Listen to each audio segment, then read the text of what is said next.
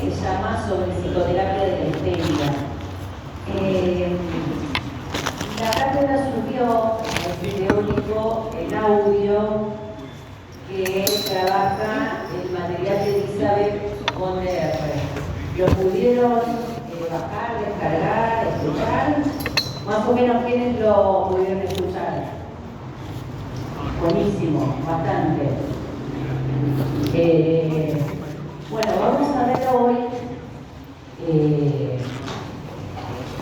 cómo vamos a ir articulando este material clínico con el texto, sobre todo con el apartado 3 de psicoterapia de la histeria. No es que nosotros en clase no vamos a trabajar el material, pero no vamos a dedicar una clase entera a trabajar el material como si por ahí no tuviésemos algunos feriados, podría ser posible, ¿sí? Pero van a ver que escuchando ese audio y ahora lo vamos a articular.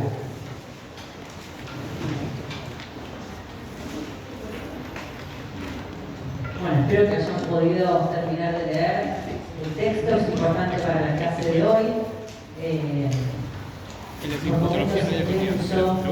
El texto tiene como muchas cosas que bueno, hoy iremos como limpiando, clarificando, recortando lo central y las articulaciones que nos interesan de ese texto, ¿sí? Antes que nada, recuerden que la clase pasada empezamos a trabajar el texto psicoterapia de la histeria, ubicamos que hay 3 apartados, 3 capítulos dentro del texto, trabajamos el 1 y el 2. ¿Sí? Vamos a empezar a hacer como un raconto del apartado 2, del capítulo 2, que es lo que trabajamos la clase pasada, para que nos sirva de puente a entrar al apartado 3, que está muy relacionado. ¿Sí? Entonces, recordemos muy brevemente qué había descubierto Freud, ¿no? En este apartado, que nos cuenta en este apartado. ¿Se acuerdan que ubicamos en ese capítulo que Freud parte de un obstáculo clínico muy concreto, ¿sí? Y en que no todos los pacientes eran hipnotizables, ¿no? Y bueno, recuerden que la hipnosis era hasta ese momento el recurso privilegiado, el método catártico para causar la rememoración. ¿Sí? Pero lo interesante que Freud nota es que ese obstáculo en realidad se vaya antes de ser aplicado la técnica. Es decir, el paciente ya presenta, ¿no? Ciertas dificultades para prestarse a la hipnosis, ¿no?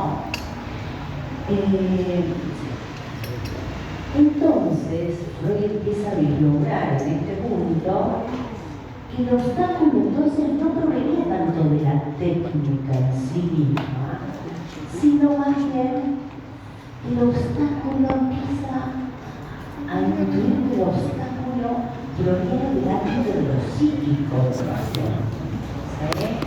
Es decir, Freud empieza a vislumbrar que ese no recordar, ese no saber, en realidad se trata de un no querer saber. ¿Se acuerdan que habíamos subrayado esa cita en la página 1232, ¿no? Que el no saber de los histéricos es en realidad un no querer saber. Bueno, entonces, a partir de ahí, Freud empieza a producir un viraje del método, ¿sí? De la técnica, ¿no? ¿Y qué va a hacer? Va a empezar a dejar de lado la hipnosis, ¿sí? Como recurso privilegiado, y va a empezar a buscar otros caminos para acceder al material psicopatógeno, ¿no? Ese material que Freud supone, ¿sí? Que está en el ocasionamiento del síntoma, ¿no? aquellos acontecimientos traumáticos, ¿sí?, responsables del acontecimiento, del ocasionamiento del síntoma, ¿no? Entonces, ¿qué hace Freud? Este viaje del método. Los convoca a hablar a los pacientes, ¿no? Que digan lo que se les ocurra, los convoca a hablar despiertos, ¿sí? Ya no utiliza la hipnosis, empieza a ensayar, dijimos, diferentes artificios técnicos, ¿sí? La presión de la mano sobre la frente, el diván, el cerrar los ojos, diferentes recursos que reemplacen la hipnosis, ¿sí?, ese método subjetivo de concentración para que los recuerdos emerjan. Empieza, ¿sí?, a buscar entonces otros caminos que la hipnosis. Y se encuentra con que el paciente, hablando despiertos, ¿sí?, afluyen los recuerdos, ¿sí? Entonces podemos ubicar esquemáticamente en este apartado un viaje del método que va de la hipnosis a la presión sobre la frente, ¿sí? Y esto es, dijimos, va de ahí poder ubicar, que ustedes pueden ubicar, el antecedente, ¿sí?, de lo que después va a ser el método de asociación libre, ¿sí? Ahora bien, lo decisivo no es solo el cambio de técnica, ¿no?, el método. Lo decisivo va a ser para Freud el hallazgo clínico que ese cambio, ese viaje produce, ¿sí?, este pasaje de la hipnosis a la presión sobre la frente, le permite a Freud ubicar un hallazgo clínico, ¿sí? ¿Y cuál es?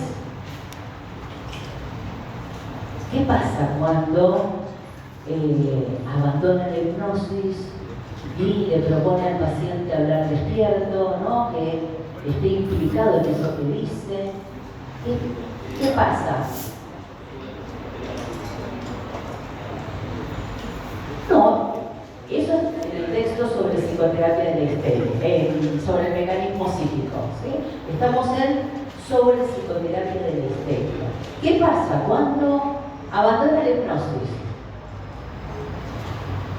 A ver, empiezo a operar la defensa, aparecen las resistencias, efectivamente, ¿sí? Abandona la hipnosis y cuando el paciente es agente, ¿sí?, de sus propias palabras, ¿sí?, ya no habla dormido, sino que se escucha, sino que está implicado en eso que dice, aparecen las resistencias, ¿sí? Las resistencias que obstaculizan la asociación, ¿no? Es el punto donde podemos ubicar que emerge una fuerza psíquica que se opone al devenir inconsciente de ciertas representaciones. Entonces acá sí podemos ubicar claramente, entonces, el obstáculo no proviene de la técnica, sino que proviene del ámbito de lo psíquico, una fuerza psíquica que se opone al devenir inconsciente de determinados recuerdos, representaciones, pensamientos, ¿sí? ¿Sí? ¿Me siguen hasta acá? El punto donde este obstáculo respecto de la hipnosis lo va llevando a producir un viaje del método, pero ese viaje tiene consecuencias, porque cuando deja de hipnotizar y el paciente se escucha, lo que aparecen son las resistencias, ¿sí?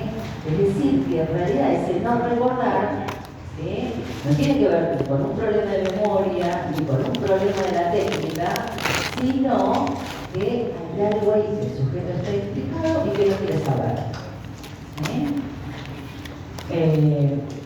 Está bien acá lo que decía, porque en algún punto, si está implicado es porque ha operado la defensa. Lo implica, lo toca en algún punto de un conflicto y por eso no, ¿sí? Opera la defensa, que dijimos que en el campo del análisis se presenta como resistencia, ¿no? Como dos caras de la misma moneda.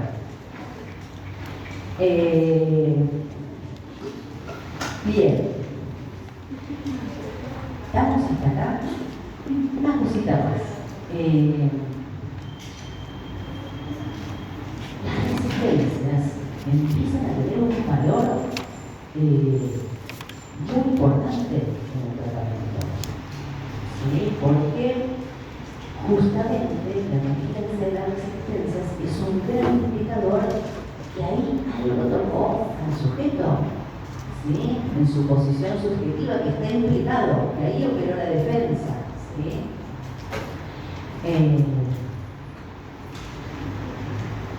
Bien, con lo cual ya podemos decir que las resistencias son un obstáculo ineludible en todo tratamiento analítico. ¿Sí? ¿Qué quiere decir esto? Que no es un obstáculo exterior a erradicar, a evitar. No.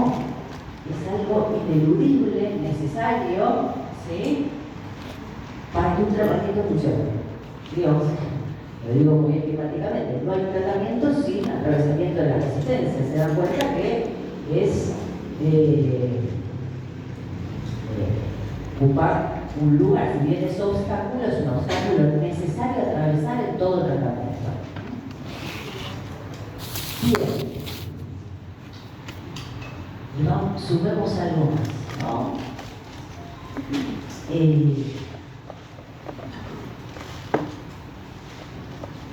Todo esto produce como consecuencia también un cambio en la orientación de la cura.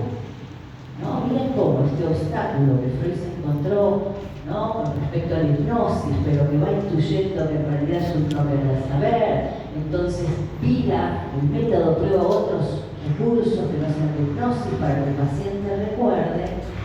Al mismo tiempo, esto va a tener consecuencias en la orientación de la cura, porque la cura entonces ahora, ¿sí? No consiste solo en recordar el rememorar, ¿sí?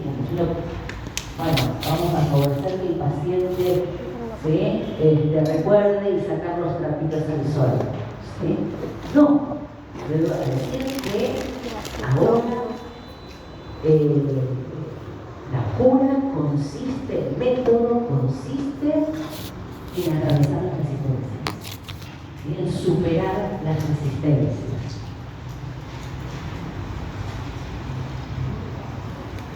Entonces, podemos ubicarlo esquemáticamente, ¿no? Este movimiento también a nivel de la dirección de la cura, ¿sí? Ya no es un simple rememorar. La cura no consiste simplemente en la rememoración, sino, ¿sí? En superar las resistencias o vencer las resistencias. A mí me gusta más atravesar las resistencias, pero bueno, son términos que podemos utilizar, ¿sí? Entonces, Freud empieza a notar el efecto terapéutico que tiene este trabajo con las resistencias en un tratamiento, ¿sí? Es decir, ahora lo vamos a ver por ahí un poco más con Elizabeth, ¿sí? Este trabajo que Freud haciendo de batallar contra las resistencias, ¿sí? Lo voy a decir así en estos términos. Porque para mí, para Freud, eso es más curativo que recordar el acontecimiento ocasionador, ¿sí? Es decir que aparte de alguna manera hoy vamos a ir arrimándonos a que ese acontecimiento nunca se llega. Ahora lo dejo ahí picando, ¿sí? Pero lo que Freud dice que ese trabajo, ¿sí?, de ir atravesando los estratos de resistencia, ¿sí?, tiene un efecto terapéutico que no se llegue a ese acontecimiento traumático ocasionador, ese supuesto acontecimiento traumático que ha ocasionado el síntoma.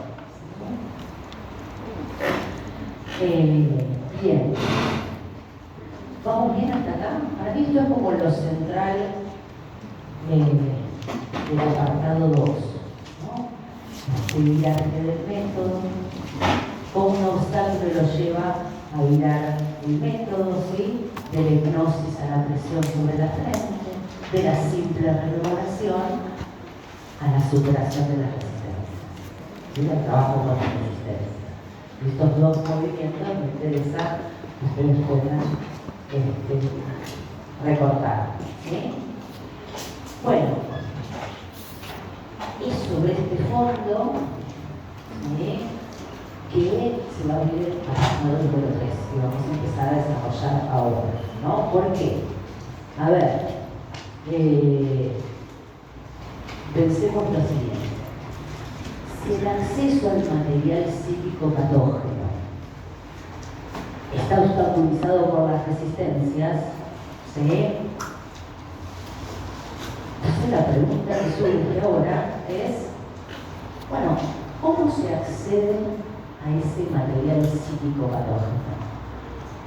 La pregunta que surge, y que es la pregunta central del capítulo 3, del apartado 3, es esa: ¿cómo se accede al material psíquico patógeno? ¿Sí? ¿Cómo se atraviesan las resistencias? Esto es el eje central o la pregunta con la que conviene encarar este apartado, ¿sí? ¿Vamos bien hasta acá? Entonces,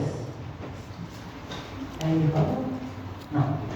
Entonces, empecemos a trabajar el apartado número 3, que es muy rico en los contenidos que nos va a aportar. Piensen una cosa, los que están leyendo esto hoy, cuando estén escuchando la clase,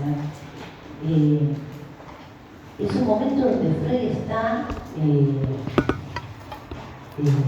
armando el método psicoanalítico, ahí como probando entre los obstáculos, las dificultades, los avances, los obstáculos, va probando, ¿sí?, el modo de acceder al origen de los síntomas, ¿sí?, con la idea que tiene, que ha probado ya con Breuer, que el hallazgo, el descubrimiento, la emergencia de esos recuerdos, ¿sí?, que esos recuerdos no tramitados, que han quedado ahí retenidos, al poder pasar al campo de la palabra, ¿sí?, puedan ser descargados y el síntoma ceda, ¿no? Esta es la lógica de Freud, ¿no? Vamos a ir ubicando la lógica de Freud. Entonces, en este apartado, Freud va a intentar mostrar cómo se trabaja efectivamente con el método catártico y la presión sobre la frente, ¿no? Eso que nos dejó ahí picando en el apartado número 2. Y, insisto, la pregunta central que organiza este apartado es cómo se accede al material psíquico patógeno, cómo se atraviesan las resistencias para acceder a este material. Y bueno, vamos a ver cómo Freud va a ir contestando esta pregunta en este apartado.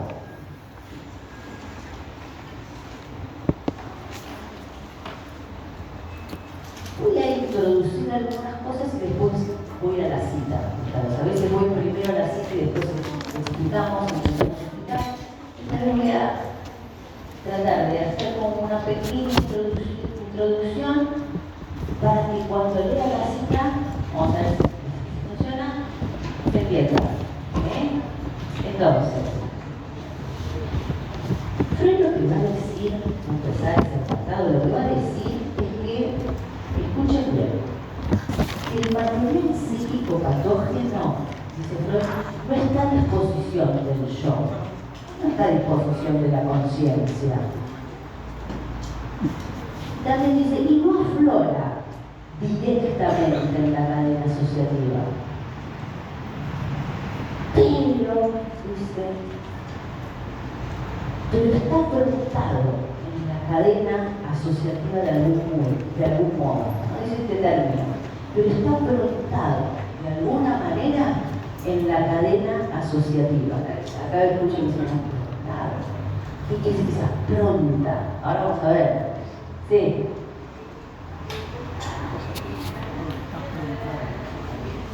Afrontado, eso. Sí, vean el texto, es una palabra que la licenciatura, que ahora vamos al texto. ¿Sí? Afrontado, dice que el material psíquico no está a disposición del yo, ni aparece directamente en la cadena asociativa. Está afrontado de algún modo en el discurso del paciente. ¿Sí? Y se puede acceder a él si se vencen las resistencias que obstruyen el camino hacia el material. ¿Sí? Leo la cita, que está en la página 292, en el tercer párrafo. Dice, la primera expresión que uno recibe a raíz de un análisis de este tipo es que el material psíquico patógeno supuestamente olvidado no está a disposición del yo ni desempeña papel alguno en la asociación y el recuerdo. Sin embargo, se encuentra aprontado de alguna manera. Por eso solo se trata de eliminar las resistencias que bloquean su camino. ¿Sí? Vamos a detenernos un poquito en esto. ¿Qué quiere decir que el material psíquico patógeno está proyectado en la cadena asociativa de alguna manera? Voy a tratar.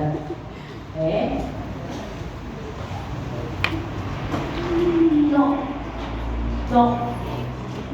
O sí, pero algo más. Vamos a ver. Voy a decir lo que yo entiendo por eso. ¿Sí? Para mí lo que Freud está ubicando ahí es que el material psíquico patógeno aparece, no voy a utilizar otra palabra, aparece infiltrado en la cadena asociativa, aparece infiltrado, entremezclado en el discurso del paciente.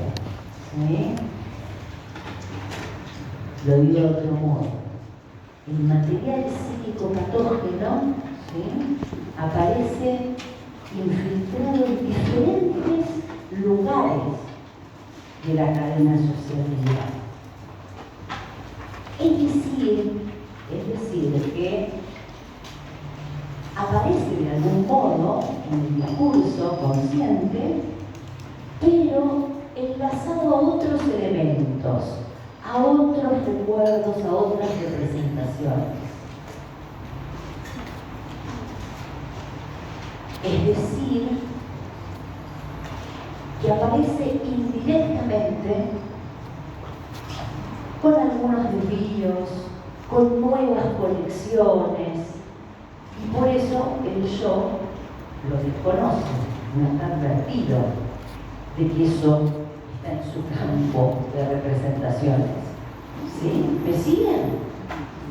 Y no utilizo la palabra infiltrado, no es una idea que se me ocurrió creativa. Mi Freud al final del texto va a hablar de algo de infiltración, por eso no es azaroso que yo haya utilizado esa palabra. Entonces, fíjense algo muy interesante, porque esta idea que estamos ubicando en Freud, que el material psíquico aparece entremezclado en diferentes lugares de la cadena asociativa, complejiza la idea que Freud tenía del trauma como cuerpo extraño. ¿Se acuerdan que en el texto anterior tenemos a la memoria y al estudio de ustedes, ¿se acuerdan que en el texto sobre el mecanismo psíquico, Freud ubicaba el trauma psíquico como que habita, nos daba esta imagen que habita, ¿sí?, en el yo como un cuerpo extraño, ¿sí? Y yo les había dado como la imagen de que es una piedrita en el zapato, ¿sí?, que molesta, no la padece y hasta que no la saca, no, esa causa que molesta no deja de cesar la molestia, el padecimiento, el síntoma, ¿no? Fíjense que ahora hay un movimiento, Freud cambia esa imagen, no nos sirve más esa imagen. ¿Por qué? Porque el trauma ya no aparece como un cuerpo extraño dentro del campo de las representaciones del yo. No aparece como una pieza separable, aislable, que uno pudiera, digamos, retirar o extirpar. ¿Sí? Lo traumático, lo patógeno, no es como una astillita, ¿no?, en el yo. Entonces, uno la localiza, la aísla y la saca y se termina el asunto. No, Freud lo que está diciendo es que lo traumático no es un cuerpo extraño, sino que está infiltrado por todos lados. Ya no lo vamos a poder, no es algo estable que lo vamos a poder extirpar, ¿no? ¿Cómo? Freud lo que dice es que eso está infiltrado en diferentes lugares de la cadena asociativa, entremezclado, ¿sí?, en la misma organización psíquica del yo, ¿no? Y el yo no lo nota, ¿no? Esto es lo que está diciendo. Se dan cuenta que hay un cambio. Esto que esté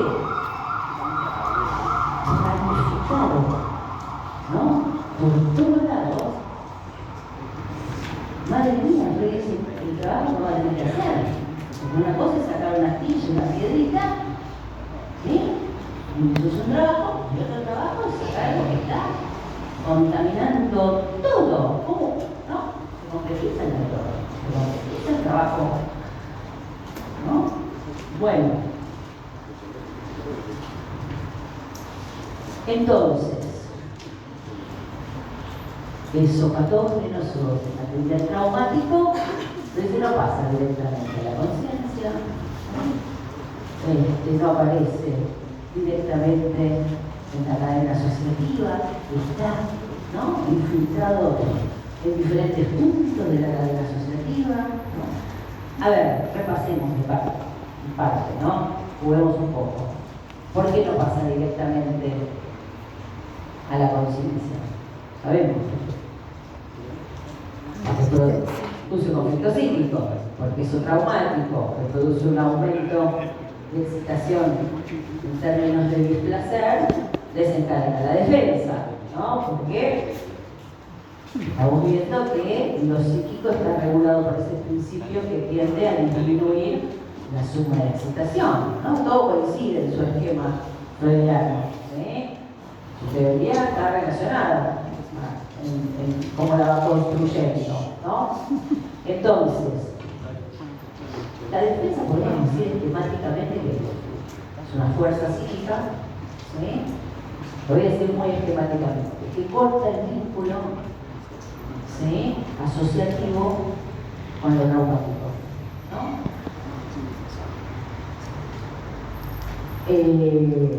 Bien. ¿Y qué pasa cuando en un tratamiento la cosa se va acercando al contenido patógeno? Bueno, como vimos, aparecen las resistencias, ¿no? Que, es decir, la defensa se hace sentir como resistencia, ¿no? ¿Y cómo se manifiesta la resistencia en una? Y sería como las dos caras de la misma moneda, ¿sí? Esa defensa que operó en la formación del síntoma y que cortó el vínculo asociativo para que el yo esté lejos de eso traumático, ¿sí? ¿Qué pasa? Cuando en un tratamiento te acercas a eso, lo que aparece son las resistencias. Esa defensa se hace sentir como resistencia. La resistencia es la contracara de la defensa. Así como dijimos que la defensa corta el vínculo asociativo con lo traumático, cuando nosotros nos queremos acercar a lo traumático, la resistencia, ¿qué hace?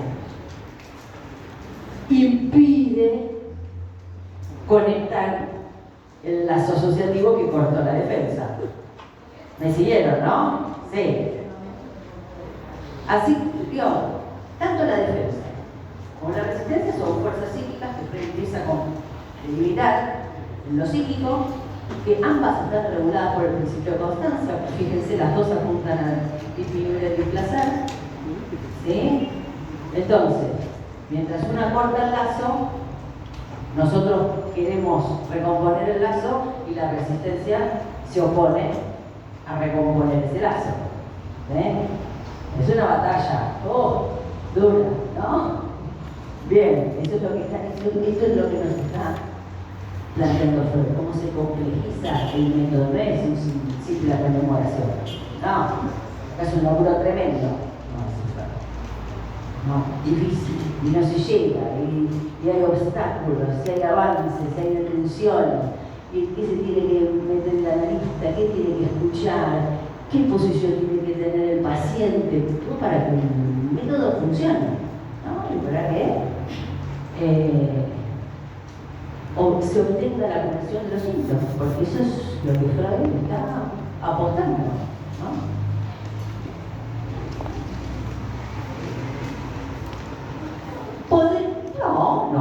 No siempre. Podría ser que la resistencia produzca alguna interrupción.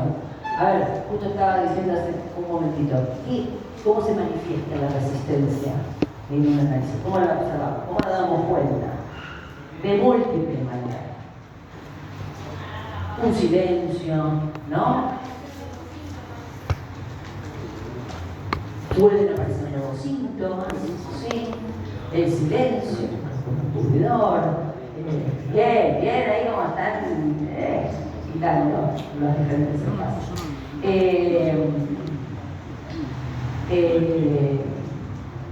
Bueno, puede ser armando argumentos que eviten lo traumático. Entonces uno escucha ahí en el paciente versiones desfiguradas de lo traumático, ¿no? Bueno, o la negación, llega cualquier pensamiento que se acerque a eso, se niega, lo desconoce. Bueno, hay múltiples maneras, no hay una sola, y alguna puede ser que lleve a la interrupción. Bueno, vamos a ver que la transferencia es un concepto que deja apenas esbozado al final de este texto, también va a ser una resistencia, porque algo que se transfiere de lo patógeno en la relación con el analista empieza a entorpecer el vínculo, ¿no? Empiezan a jugar las resistencias en ese campo también. Pero bueno, eso vamos a tener una unidad específica más adelante de la transferencia. Bueno, ¿estamos bien hasta acá? Creo que sí. Vamos a avanzar. Bueno, entonces, ¿qué va a hacer en este capítulo Freud? Nos va a relatar, así lo voy a decir, cómo es el campo de batalla en un tratamiento para atravesar las resistencias y hallar el material psíquico patógeno ocasionador del síntoma, ¿no? Es lo que nos va a proponer que nos metamos, lo que nos quiere transmitir, cómo es este trabajo en una psicoterapia que tiene que ver no con la simple rememoración, sino con atravesar un campo de resistencias para hallar el material psíquico patógeno ocasionador del síntoma. ¿Qué es lo que va a decir Freud? La batalla nunca es tan simple, va a decir, ¿no? La situación nunca es tan simple. Ahora voy a hablar de la cita. Pero adelantemos, ¿por qué? Bueno, porque el síntoma está sobredeterminado. ¿Qué quiere decir esto? Que no hay un único recuerdo patógeno que corresponda al síntoma, ¿sí? No es que a cada síntoma le corresponde, no sé, un recuerdo traumático, un acontecimiento vivido traumáticamente, ¿sí? Y entonces, claro, si fuese así, sería simple la cosa, porque entonces curarlo consistiría en encontrar ese recuerdo, hacerlo consciente y listo, ¿no? No. Pero lo que va a decir es que el síntoma no suele estar sostenido por una única representación aislada, sino más bien que remite, lo voy a dibujar, a un complejo, ¿sí?, de representaciones. Vamos a buscar acá un complejo de representaciones, escenas, pensamientos, cadenas asociativas, que en su entramado, ¿sí?, que en su enlace decantan como traumático, ¿no? Retroactivamente, por supuesto, como están viendo, ¿no? Vuelvo a repetir. El síntoma, entonces, está sobredeterminado. Esto quiere decir que el síntoma no suele estar sostenido por una única representación aislada, sino más bien remite a un conjunto complejo de representaciones, recuerdos, escenas, que en su entramado, en su enlace asociativo, decanta como traumático retroactivamente y ocasiona el síntoma, ¿sí?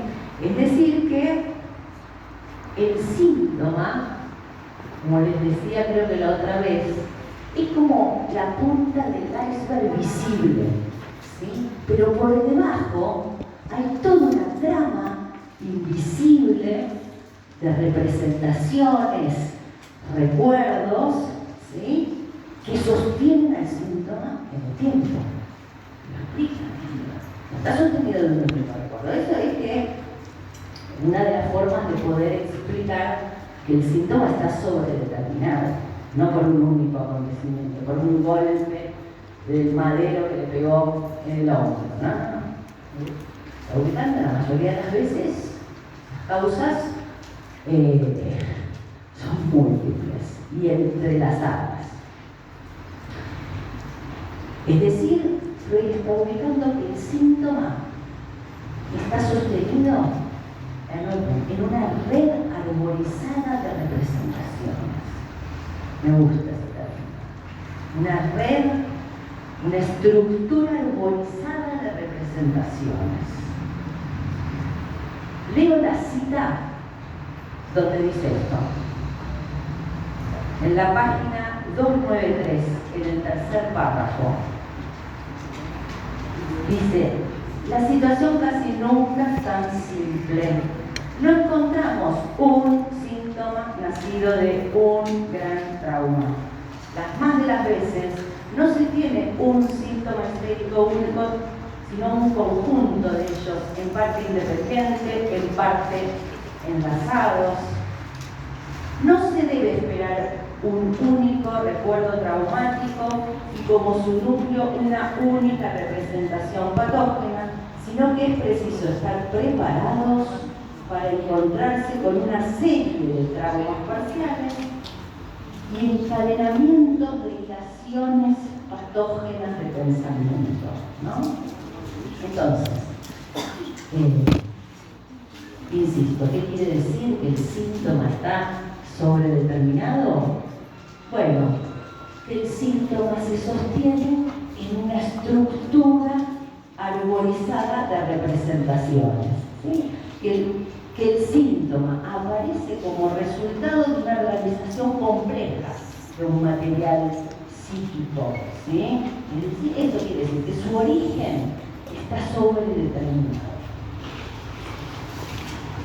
Bueno, pensemos en Elizabeth se ve claramente, ¿no? Cómo el síntoma se fue gestando de a poco, ¿no? Y alimentándose de múltiples escenas, pensamientos, recuerdos, representaciones, ¿sí? No se gestó así por un acontecimiento, ¿no? Ahí, desenterrando ahí un complejo de cadenas asociativas que están en relación al síntoma, ¿no? Y ojo, una cosita más y ahí te doy la palabra. Ojo, la sobredeterminación del síntoma, ¿sí? No lo piensen, no alude a una cuestión cuantitativa, ¿sí? No es que la sumatoria de muchas vivencias produce lo traumático, no. Para Freud, vamos a ir viéndolo, que lo traumático se produce retroactivamente como efecto de una lectura que hace el sujeto de una serie, de un conjunto de recuerdos, vivencias, representaciones. ¿Sí? Sí.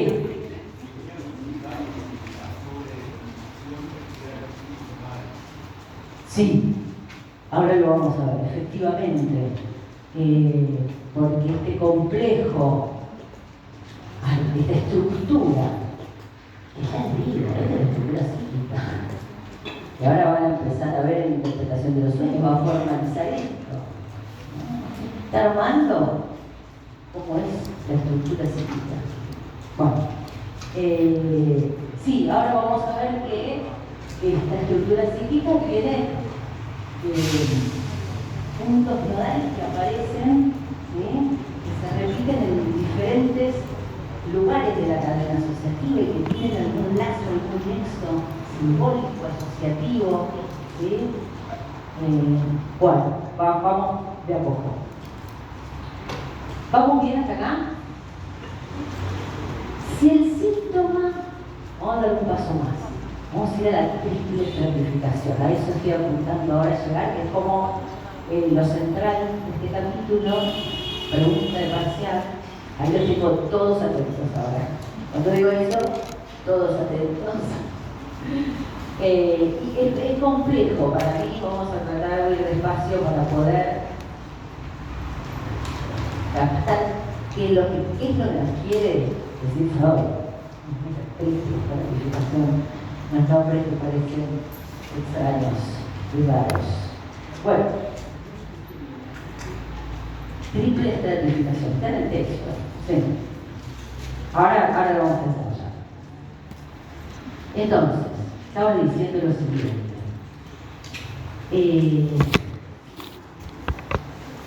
Mira, si el síntoma está sobredeterminado por una red armonizada de representaciones, queda claro que acceder al material psicopatógeno no va a ser un trabajo simple, ¿no?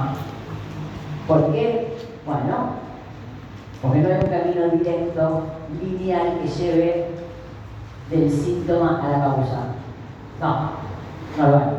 ¿Sí? El método, anotemos esto, el método terapéutico va a requerir entonces un despliegue asociativo también analizado. Si el síntoma está sobredeterminado, bueno, el método se tiene que ajustar a la técnica. ¿Sí? Entonces, el método va a requerir un despliegue asociativo también autorizado del paciente, ¿no? Para acceder a lo patógeno. Bueno, y en base a su experiencia clínica, escuchen bien, Freud nota que ese material psíquico que se despliega en la cadena asociativa no es de cualquier manera, ¿no? No es que azarosamente, caóticamente, sino que Freud va a notar que los recuerdos van aflorando con cierto orden, por estratos, vamos paz. Ahora vamos a ver. Voy a leer el párrafo de la cuestión, ¿no? Donde va a introducir la triple estratificación. En la página 293, en el cuarto párrafo. Dice, relájense, cierren los ojos, acuérdense y escuchen la cita. Dice, el material psíquico de una histeria se figura como un producto multidimensional de por lo menos triple estratificación. Agrego algo más de la cita. En primer lugar, ahí en el origen, subrayemos ese primer lugar como lo primero que tiene que haber. En primer lugar, estuvieron presentes un núcleo de recuerdos, y dice, entre paréntesis, recuerdos de vivencias o revelaciones de pensamiento, en los cuales ha culminado el momento traumático o halló su plasmación la idea patógena. Desde acá fue lograr el origen del síntoma. ¿Sí? Hay un núcleo de recuerdos de vivencia, que ha tenido efecto traumático, ¿no? Entonces vamos a nombrar a eso un núcleo patógeno. En primer lugar, dice casi una conjetura, bueno, tuvo que haber un núcleo patógeno, un núcleo de recuerdos traumáticos que ha ocasionado el síntoma. Y esto es fundamental. Y dice ahora, en torno a ese núcleo, vamos a dibujarlo acá, de las imágenes. Acá está la red arborizada de recuerdos, representaciones, ¿no?, que se encuentra escondido tras el síntoma y que lo sostiene.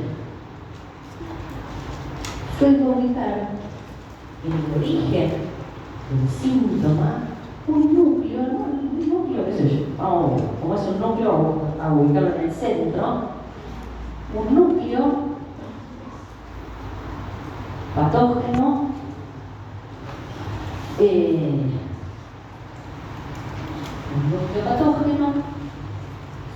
Es un núcleo de recuerdos, de vivencias, de acontecimientos. Quiere decir que para Freud lo traumático, el trauma psíquico en este momento está muy ligado, remite siempre a algún acontecimiento efectivamente vivido, ¿no? Algo ocurrido, algo que pasó, ¿sí? Entonces se conjetura, bueno, tuvo que haber habido, ¿no?, un núcleo de recuerdos, de vivencias que no han podido ser tramitadas y quedan ahí fijas y ocasionan el síntoma, ¿no? Y me faltaba decir una cosita más de la cita. En torno a ese núcleo hallamos una muchedumbre de material mnémico de diversa índole que en el análisis es preciso relabrar y presenta, como dijimos, un triple ordenamiento. Es decir, debe decir que en torno a este núcleo patógeno se ordena la cadena asociativa. ¿Sí? Todo ese material mnémico, ¿sí?, que sostiene el síntoma y que en el análisis uno trata de acceder. ¿Cuál es la pregunta central que dijimos de este texto? ¿Cómo se accede al material psíquico patógeno? Que está infiltrado por diferentes puntos de la cadena asociativa, por eso no es tan fácil llegar a él. Que hay que pensar la resistencia, que ese es el trabajo del método ahora. Bien. Y habla de este núcleo patógeno que no precisa demasiado a qué alude,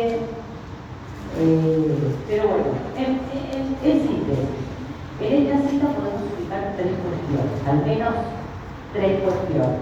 Una, bueno, que el material material patógeno no aflora de cualquier manera, caóticamente o aleatoriamente.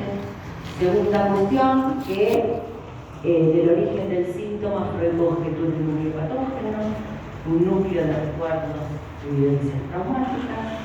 Y una tercera cuestión que podemos ubicar en esta cita es que el material médico se ordena alrededor de este núcleo, como por capas, ¿no? Como las capas de una cebolla alrededor de un núcleo, ¿no? Y lo que Freud nota, ¿sí? Lo que Freud nota es que en el tratamiento, cuanto más se acerca al núcleo patógeno, ¿sí? Mayores son las consecuencias, ¿no? Entonces, esta idea de que los recuerdos van aflorando con cierto orden, ¿no? Porque bueno, lo que Freud va a ir vislumbrando es que primero, bien, tratamiento de un paciente, consulta, ¿sí? Lo primero que emergen son los estratos más alejados del núcleo patógeno, ¿no? Las capas, por decir, más superficiales, ¿no? Las que contienen los recuerdos que emergen con mayor facilidad, ¿no? Y después luego, a lo largo del tratamiento, irán apareciendo los estratos más cercanos al núcleo patógeno, ¿sí? Es decir, los que contienen los recuerdos, dice Freud, que producen mayor resistencia para la emergencia a conciencia, ¿no? A ver, algunas precisiones que me gustaría que vayan teniendo del núcleo patógeno, aunque en este texto Freud no las precise del todo, ¿sí? Pero una idea que me parece que es importante tener es que no conviene pensar al núcleo patógeno como si fuese un contenido último, ¿sí? Que el análisis debería llegar finalmente, ¿sí? Como si fuera, bueno, tenemos que ir pelando hasta llegar al carozo. No es conveniente pensar el núcleo patógeno como un contenido posible de llegar, ¿sí? ¿Por qué? Bueno, por los desarrollos posteriores, ya iremos llegando, conviene pensarlo más como un núcleo de recuerdos inaccesible a la conciencia. Me gustaría que vayan como escuchando eso, porque después lo vamos a retomar. Entonces lo dejamos como planteado para algo que después va a tener un estatuto a lo largo de la obra de Freud muy importante. ¿Bien? Entonces, sí, como un punto inaccesible al campo de la representación. Dejémoslo preparado, ¿sí? Es decir, algo que no pasa al campo de la palabra, al campo de las representaciones, que no entra en la cadena asociativa. Es decir, que el método práctico no alcanza, ¿no? A eso.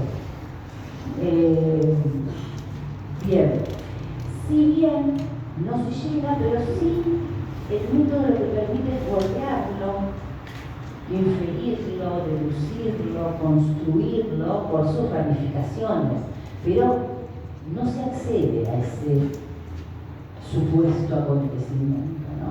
Es como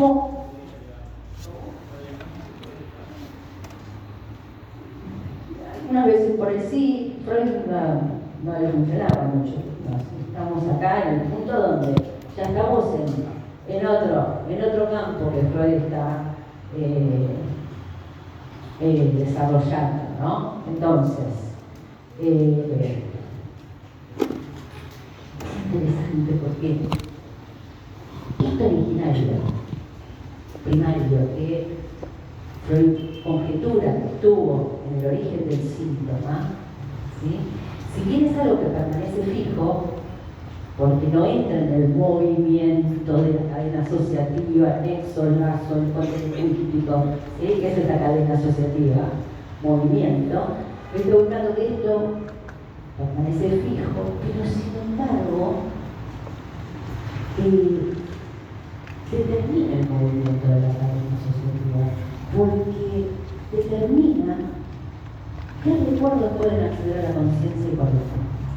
¿Sí? Porque todo lo que se acerca a este núcleo, ¿sí?,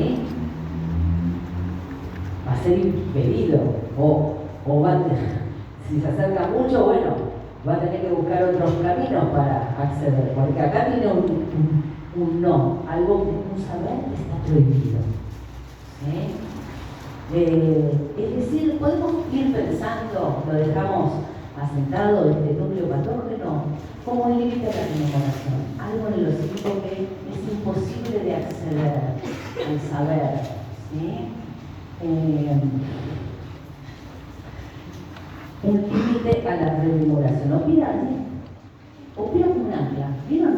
El ancla de un barco permite mover hasta cierto punto. Y llegar hasta determinado punto, no. ¿Sí? Entonces, sí, efectivamente, esto tiene que ver con la resistencia radial, ¿no? Bueno, tenemos que avanzar porque quiero desarrollar la teoría de la gratificación. Bueno, estoy tentada a buscar algo más de este núcleo patógeno. Si bien Freud en este texto no lo dice, pero ¿con qué se tiene que ver este núcleo que no puede ser una célula?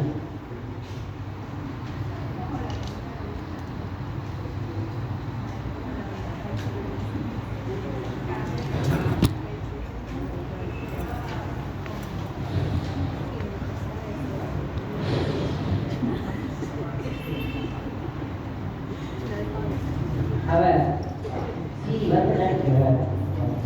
Está muy bien, estás orientada. Prefiero dejarlo picante, enigmático, debe empezar como por ahí a llenarlo anticipadamente sin tener los elementos, que puede ser riesgoso. Está bien. Del aparato psíquico. Sí. Va a ver, ¿con quién se lo voy a dejar así picando apenas? Este es un núcleo patógeno. ¿Sí? Freud no lo dice, pero sí podemos estar seguros que tiene que ver algo con lo sexual. Porque es un núcleo patógeno traumático. Lo traumático siempre está ligado para Freud a algo del ámbito sexual. ¿Sí? Es lo sexual lo que desencadena la defensa, lo que produce conflicto psíquico. ¿Sí? En eso, o sea, este núcleo de vivencia y tiene que ver con lo que ustedes en el manuscrito acá, pero no lo dicen, tiene que ver con las vivencias sexuales infantiles. ¿Sí?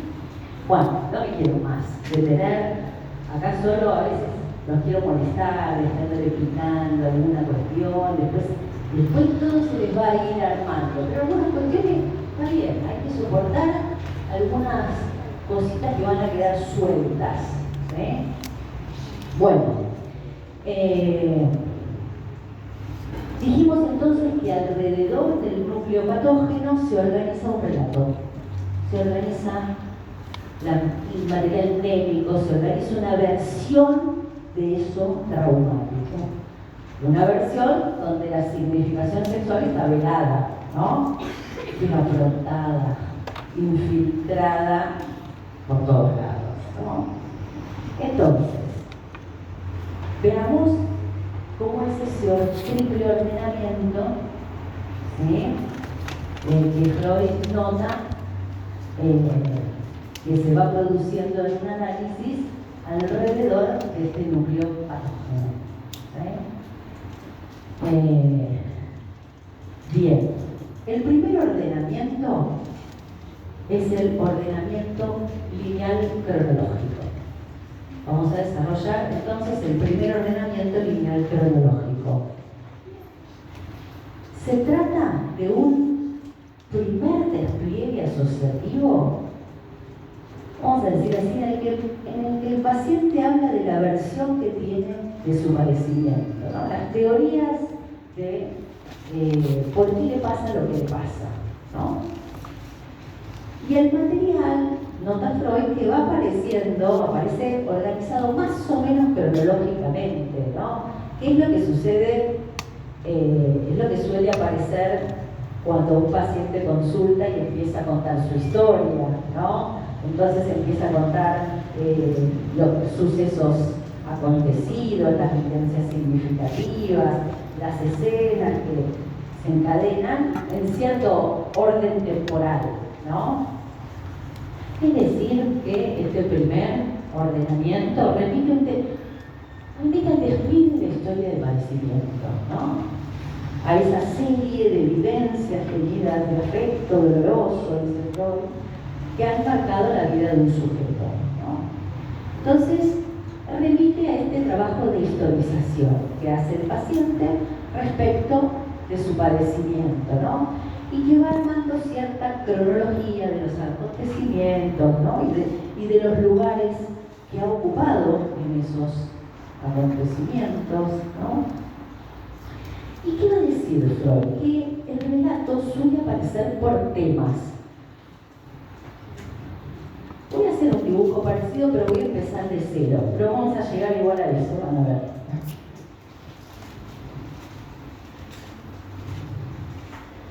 Tenemos el núcleo patógeno y Freud dice que la cadena asociativa, la cadena médica, ¿sí? Va emergiendo en un tratamiento, ¿sí? De lo más alejado del núcleo patógeno, de las capas más superficiales, ¿sí? Se va desarrollando la cadena asociativa y en la medida que el tratamiento avanza y venciendo las resistencias, se va acercando cada vez más al núcleo patógeno. Cuanto más cerca del núcleo patógeno, mayor resistencia, ¿sí? Entonces, Freud va a decir, estamos acá en la capa más superficial, en el primer ordenamiento metapsicológico, primer ordenamiento lineal cronológico, donde Freud dice que el relato suele aparecer organizado por temas, es decir, de cada tema van aflorando una serie de recuerdos, ¿sí? de la misma variedad y con cierta cronología, ¿no? Por ejemplo, en Elizabeth, bueno, empieza a hablar todo de las enfermedades del padre, la madre, ¿sí? Y podríamos ubicar acá cómo se empiezan a desarrollar todos los recuerdos, la cadena asociativa. Bueno, cadena asociativa, ¿sí? Bueno, el término nos da una buena imagen, ¿no? Que es una cadena con muchos eslabones de recuerdos, escenas, afectos, representaciones, ¿no? Bueno, entonces, Freud dice que en este primer ordenamiento aparecen diferentes temas, ¿sí? La enfermedad y todos los recuerdos que suscita, la muerte del padre, de la hermana, ¿sí? Y todos los recuerdos que suscita. Después tenemos también el tema de las vacaciones, con la hermana, los cuñados, y todos los recuerdos, padecimientos, desgracia, ¿no? Que tiene Elizabeth, ¿no? Correlete. La característica, me interesa que ubique que la característica que sobresale de este primer despliegue asociativo es que no hay una implicación subjetiva del paciente, ¿no? Respecto de su padecimiento. ¿Qué quiere decir? Que en general, ¿no? Las razones de su padecimiento son atribuidas a factores externos. Bueno, en Elizabeth esto aparece, ¿no? Más o menos ella dice, bueno, yo no puedo avanzar en la vida, yo no puedo hacer nada, porque mirá todas las desgracias que me pasó, me tengo que ocupar de mi papá, me tengo que ocupar de mi mamá. Bueno, yo no es por mí, no, yo no puedo porque, bueno, por todos los problemas que tienen mi alrededor, pero yo no tengo nada que ver, ¿sí? Es un primer despliegue asociativo donde el sujeto no se implica respecto de su padecimiento, no hay una pregunta de qué tengo que ver yo a ver en todo esto, ¿no? Bien,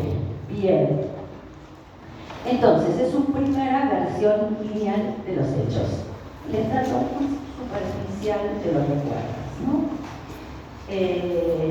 Sí.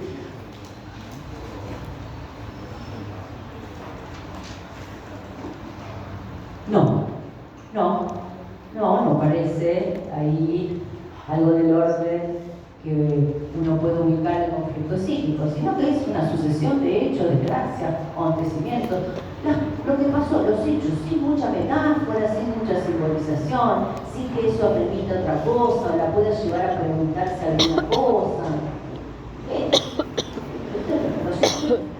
Así linealmente, ¿no? Eso. Bueno, avancemos entonces. En resumen, en este primer ordenamiento, anotemos esto, la cadena asociativa avanza en sentido lineal, sin mucha implicación subjetiva, sin mucha simbolización. Pero bueno, lo dice que el despliegue asociativo no alcanza para acceder al ocasionamiento del síntoma, ¿sí? No alcanza con la historia de padecimiento, ¿no? Con todos los hechos y desgracias que a uno le pasan. También puede sufrir mucho el paciente, pero a nosotros, y puede estar justificado, pero a nosotros como analistas nos interesa qué de ese padecimiento produjo un conflicto psíquico. Nosotros vamos a apuntar a eso, a lo que es el conflicto psíquico, que es lo que te implica. Ahí está implicado el sujeto. Bien, entonces pasemos al segundo ordenamiento concéntrico en torno al núcleo patógeno. Segundo ordenamiento se llama el ordenamiento concéntrico en torno al núcleo patógeno. Y dice que esos recuerdos agrupados por temas, estos recuerdos agrupados por temas con cierta cronología, muestran un segundo ordenamiento. Dice que están estratificados de manera concéntrica en torno al núcleo patógeno. ¿Sí? Es decir, en la medida en que avanza el análisis, van apareciendo recuerdos cuyo contenido se va acercando al núcleo patógeno. ¿Sí? Es decir, el movimiento de la cadena asociativa, por dar una imagen, ya no es así lineal, sino que empieza, ¿sí?, a meterse, a acercarse al contenido patógeno. Bueno, ¿esto cómo lo podemos ilustrar en Elizabeth? Vieron que Elizabeth muchas veces vuelve a un tema que ya había desarrollado anteriormente, pero agrega algún contenido nuevo que antes o no se animó, no sé, o no lo dijo, pero agrega algún contenido nuevo, algún tema que ya había desarrollado, ¿no? Por ejemplo, ella confiesa que cuando estaba cuidando al padre había uno que le gustaba, ¿no? Que salió, después volvió a la casa y el padre estaba peor y ella se hizo reproches, ¿sí? Es decir, ahí aparece un eslabón nuevo, ¿sí?, de contenido sexual. En este ordenamiento podríamos ya incluir que lo que aparece es la significación sexual, conflicto psíquico, ¿no? Bueno, otro ejemplo para ubicar ahí en Elizabeth, cuando vuelve al recuerdo de la escena de la colina, ¿sí?, y agrega un pensamiento que le gustaría tener un hombre como el de la hermana, como el cuñado, ¿sí? Es decir, avanza un estrato más profundo, ¿sí?, porque empiezan a aparecer, ¿sí?, recuerdos que avanzan en sentido radial, ¿no? Bien, entonces la cadena asociativa va atravesando diferentes estratos de resistencia crecientes hacia el núcleo patógeno, ¿sí? Entonces, aquí la cadena asociativa presenta un ordenamiento radial, no lineal, ¿sí? Radial, es decir, que van aflorando capas de la cebolla más cercanas al núcleo patógeno, ¿sí? Yo busqué, ¿no? Este tema del radial, el icono de radio también tiene un núcleo, ¿no es así? Por ahí estoy equivocada, pero, bueno, en el teléfono tenemos las rayitas. ¿Qué pasa cuando tenés más rayitas? Hay más señal. Pero cuando tenés menos, hay menos. Yo no, ¿sí? Hay menos señal para que yo invierta. Me gustó pensar un poco también así, para entender esto que dice de lo radial, ¿no? Tiene frecuencia, ¿no? Cuando te acercás al núcleo patógeno, hay menos frecuencia para escuchar, ¿no? Para advertir, para la conciencia. Bien, recapitulemos. Freud está intentando conceptualizar el modo en que avanza un tratamiento con el método catártico, ¿sí? No nos perdamos de vista en esto, ¿no? Y que apuntar, dijimos hallar el material psicopatógeno implicado en la causación del síntoma. Y hasta ahora, ¿qué desarrollo? Bueno, que la cadena asociativa avanza en sentido lineal, pero también va avanzando en sentido radial, hacia el núcleo patógeno. Y vamos ahora a ubicar el tercer ordenamiento y último ordenamiento, que es el ordenamiento según el contenido de pensamiento. Ordenamiento según el contenido de pensamiento. Acá, voy a introducir el punto más rico de este apartado. Y el más difícil de captar. Intentaremos acercarnos, y bueno, tiene que ver mucho con un análisis. Por ahí los que han hecho análisis pueden intuir algo más de lo que Freud va a ubicar acá. Voy despacio para que puedan anotar, pensar. Bueno, acabo de decir que la cadena asociativa, ¿sí?, avanza no solo de forma lineal y radial, sino también por nexos asociativos entre diferentes contenidos de pensamiento. ¿Sí? El nombre de este ordenamiento es ordenamiento según el contenido de pensamiento, ¿no? Entonces,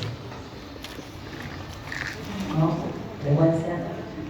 Bueno, entonces, la cadena asociativa dice que avanza también por nexos asociativos entre diferentes contenidos de pensamiento hacia el núcleo patógeno. ¿Qué quiere decir esto?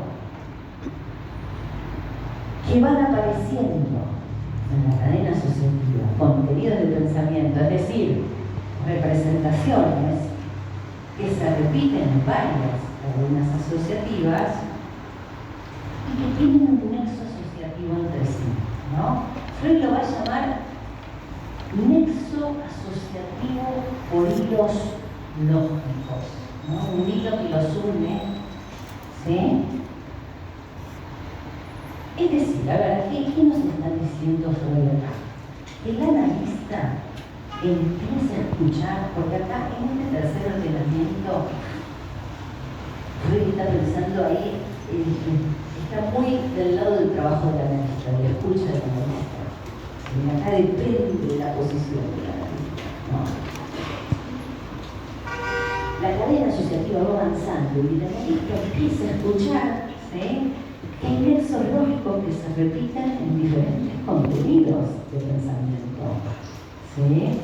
Empieza a escuchar que hay puentes lingüísticos entre, por ejemplo, empieza a escuchar que hay diferentes puentes lingüísticos en algunas palabras, ¿sí?, representaciones que aparecen en la cadena asociativa. ¿Cómo lo ejemplifica? ¿Cómo se utiliza lo que está exquisito para ejemplificar esto, ¿no? Vieron que Freud advierte, escucha en el discurso de Elizabeth, ¿sí?, que aparecen diferentes modos de nombrar el padecimiento. A ver cómo si escuchan algún hilo lógico común. Stechen, Gehen, Alleinstechen, ¿no? Porque Freud los pone en alemán, ¿sí? Son términos que quieren decir cosas diferentes, pero que van nombrando su padecimiento, porque Stechen, ¿qué quiere decir? Parado. Gehen, detenido. Alleinstechen, sola. Pero, digo, Freud, más allá de su significado en el diccionario, ¿sí? Freud no se detiene en el sentido lineal, lateral, literal de las palabras, sino que Freud escucha ahí que hay una proximidad lingüística, un hilo lógico común, ¿sí? Gehen, Stechen, Alleinstechen, ¿sí? Y ese hilo lógico entre los contenidos de pensamiento, esto es lo importante, le permite al analista, en este caso a Freud, escuchar otra cosa de lo que dice el paciente de manera lineal, ¿no? Este hilo lógico que Freud ubica en Stechen, Gehen y Alleinstechen, ¿sí? Le permiten a Freud resignificar el dolor físico en las piernas como un dolor psíquico. Es decir, le permite escuchar que en realidad lo que le duele es la soledad, ¿sí? Que la parálisis en las piernas dicen de su deseo de avanzar, caminar hacia su cuñado. Por no ser grosero y decir abrirse de pierna. ¿Sí? No va a cualquier parte del cuerpo, ¿sí? Aparte ella se va a una caminata con el cuñado, hay algo en el caminar, en el avanzar, aparte ella se estoy detenida en la vida, no puedo caminar, ¿sí? Lo que Freud va escuchando, ¿no? En esos hilos lógicos que se empiezan a entretejer entre lo que ella va diciendo, es que esa pierna tiene un valor simbólico más allá de lo orgánico, que en esa pierna se juega, ¿no? Que hay una significación que va más allá, ¿sí? De la funcionalidad que tiene una pierna, que aparte que hizo todas las realizaciones y no tiene nada, ¿sí? Orgánico, que justifique esa análisis, partamos de esa base, ¿no? Entonces, Freud va a ubicar ahí eso como una conversión simbólica, ¿no? Entonces, el puente lingüístico, porque el puente lingüístico nos sirvió para pensar, ¿se acuerdan? La defensa se sirve del uso lingüístico para desfigurar lo que a ellos les parece inconciliable, ¿no? Lo vimos con el ejemplo de la roncha, ¿no? ¿Se acuerdan? Y la sensación de sentirse ahorcado por la muerte del padre. Digo, ese puente lingüístico permitió que ese dolor psíquico se transforme a lo corporal, se desplace a lo corporal. Pero acá también, en el otro lado, digamos, de un tratamiento, también cuando uno escucha ciertos puentes lingüísticos o hilos lógicos, cercanías, proximidades lingüísticas, permite orientar la escucha del analista, ¿no? Permite captar que, bueno, lo que le duele en el cuerpo también es una posición subjetiva, ¿sí? Es un modo de expresar el conflicto psíquico. Entonces, últimas cuestiones para terminar. Estos nexos, ¿sí? Asociativos o ideológicos entre diferentes representaciones, fíjense que produce un sentido nuevo que antes no estaba, ¿sí? Un dolor de piernas se puede, ¿sí? inferir ahí, interpretar un dolor por la soledad, ¿no? Es decir, pasamos de una posición corporal a una posición en la vida, ¿no? En estar sola. Es decir, que estos nexos lógicos, o hilos lógicos, estos lingüísticos, permiten una nueva versión de su historia de padecimiento, ¿no? Por eso digo que este ordenamiento tiene una importancia fundamental, porque es lo que va produciendo, ¿sí?, otra versión del padecimiento, ¿no? Porque hace una lectura más allá de lo que se dice en un análisis, ¿no? Es muy similar a la lógica de la interpretación de un rebus, ¿sí? ¿Vieron? A ver, si yo pongo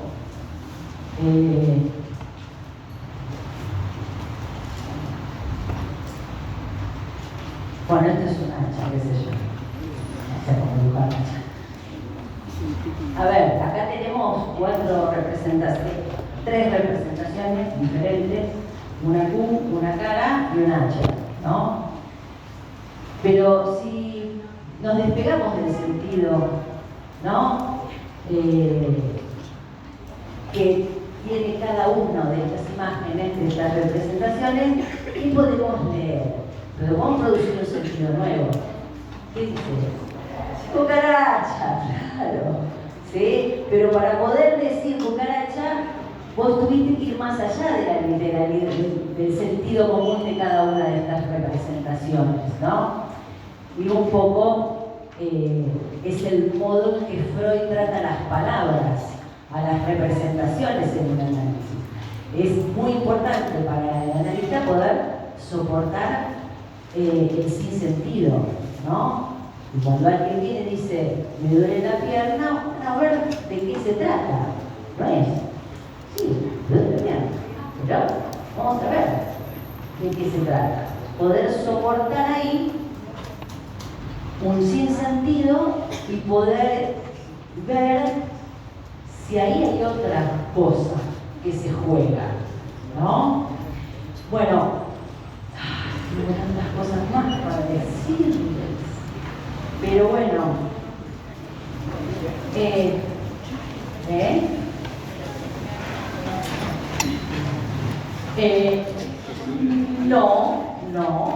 no siempre, porque eso sería psicologizar todo, y no.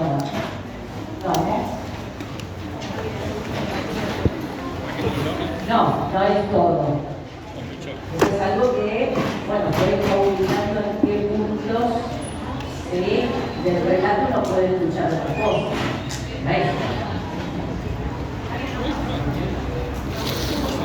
La clase que viene es feriado, porque es el día del trabajador.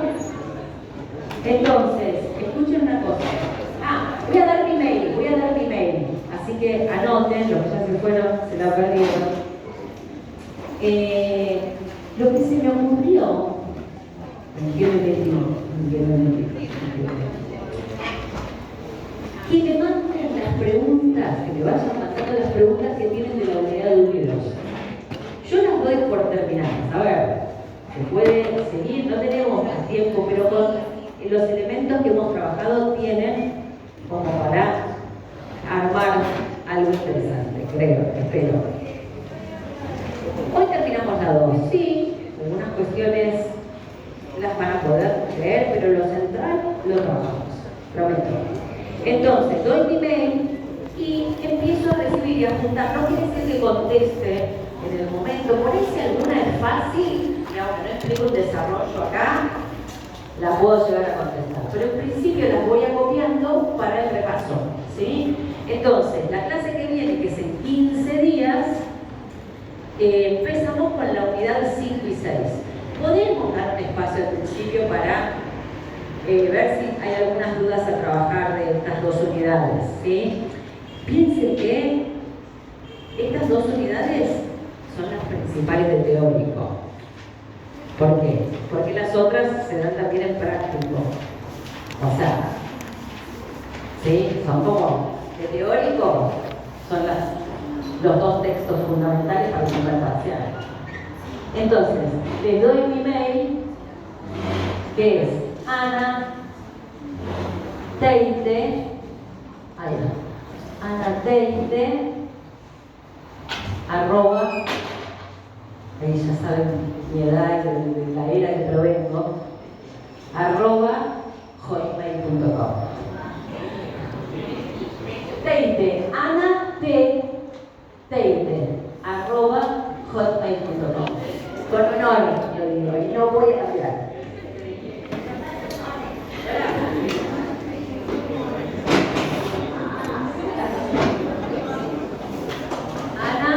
Ana